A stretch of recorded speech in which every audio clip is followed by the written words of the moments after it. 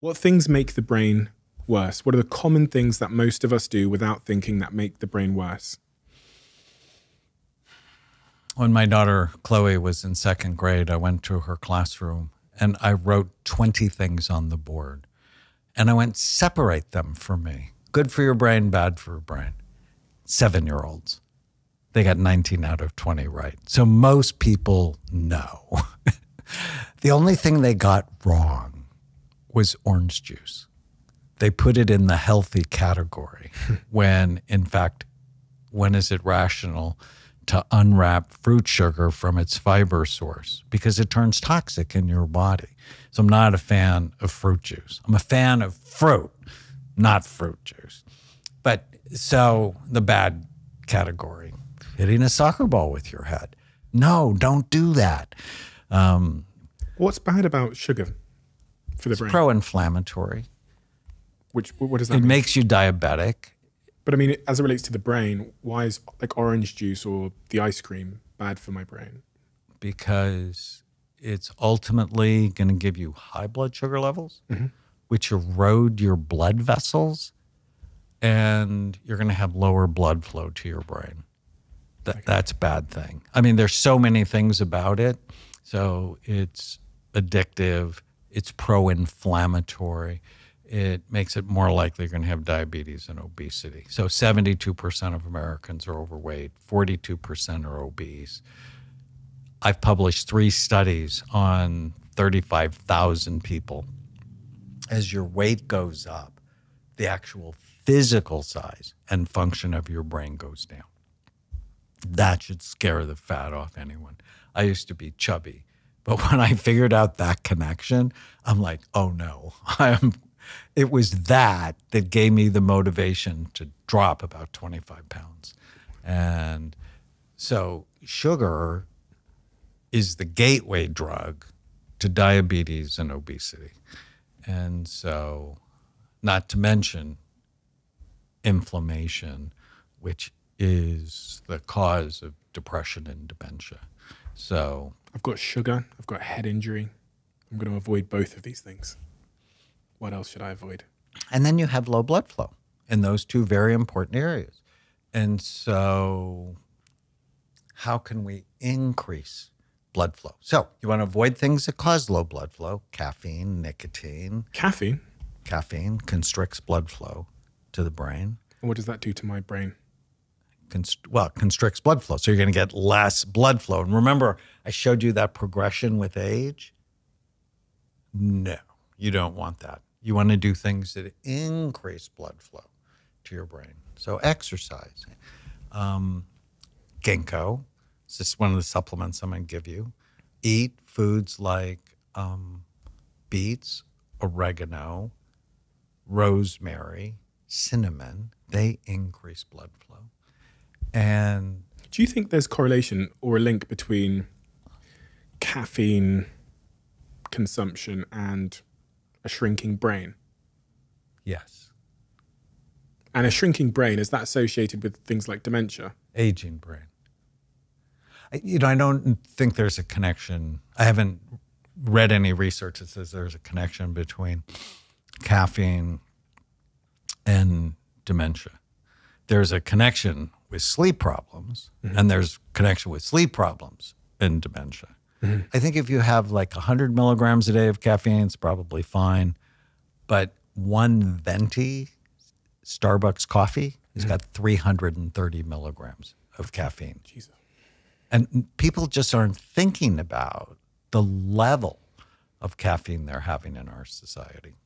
What are the other very obvious things that are not good for my brain? Because I really want to make sure that I avoid those things. So I've got sugar, head and injury. erectile dysfunction. I mean, while we're on, so B is for blood flow, right? While we're on blood flow, 40% of 40-year-olds have erectile dysfunction. 70% of 70-year-olds have erectile dysfunction. What that means, if you have blood flow problems anywhere, it means they're everywhere. And so, like, no. And it means either you're too sedentary, you're overweight, you're smoking, or having too much caffeine or using marijuana, because marijuana lowers blood flow to the brain. And so just in that one of the 11, it's exercise, ginkgo, and for you, not for everybody, but for you, hyperbaric oxygen. Those three things will make a big difference in blood flow. Ginkgo. Ginkgo. What is that? It's a supplement. What does it do? Increases blood flow. To the brain? The prettiest brains I've ever seen take ginkgo. There's actually a SPEC study. They gave people 120 milligrams of ginkgo twice a day, significant improvement in blood flow to the brain.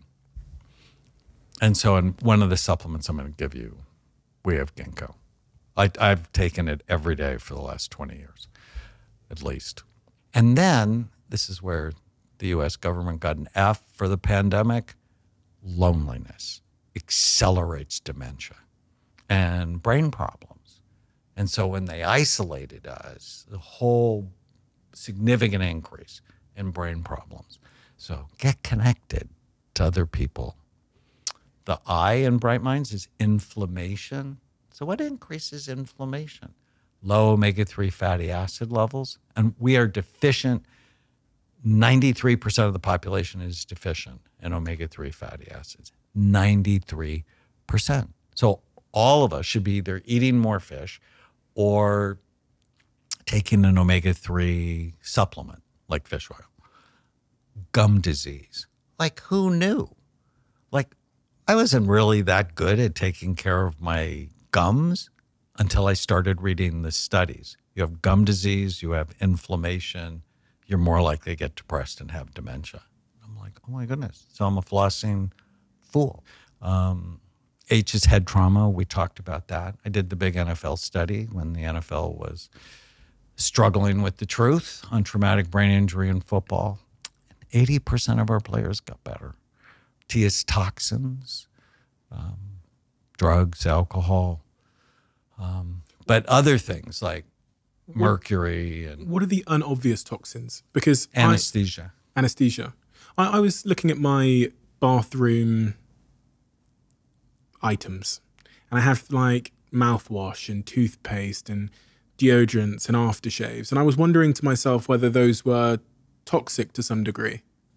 So there's an app. There's a couple of them, but the one I like is called Think Dirty, where you can scan those products and it'll tell you on a scale of 0 to 10 how bad they are for you. So 0 is you live a long time and 10 is you die early. And so when I figured this out and I was scanning everything, I mean, it cost me hundreds of dollars to replace things. And my wife, more than that, with all the makeup and stuff. But I shaved for 50 years with Barbasol. And it's a 9, which is die early. And now I shave with something called Kiss My Face, and it's a 2. It's like, you know, we teach people, read the labels on food stuff. Should read the labels on anything that goes on your body or on your child's body. And we have this epidemic, and we'll get to it, of low testosterone in males because of the toxins we put on their bodies when they're young. What is the M in Bright? So the M is mental health. It's the quality of your thoughts, the level of your stress, and the level of trauma you carry in your body, and whether or not you have any of the psychiatric stuff. Like depression, for example, doubles the risk of Alzheimer's disease in women and quadruples it in men. And so the M is what's going on in your mind. And so I teach people to kill the ants, the automatic negative thoughts that steal their happiness. Understand and process their traumas, and treat whatever psychiatric issues may be present. like in your case, the ADD. And I think we could start with a supplement, or even consider medication. Talk about the natural ways to do it, the medicine ways to do it. And for me, I'm not opposed to medicine. I'm actually really good at it. But it's never the first and the only thing I think about. Last thing I wanted to ask you about is, well, there's really two outstanding questions that I have for you, Doctor.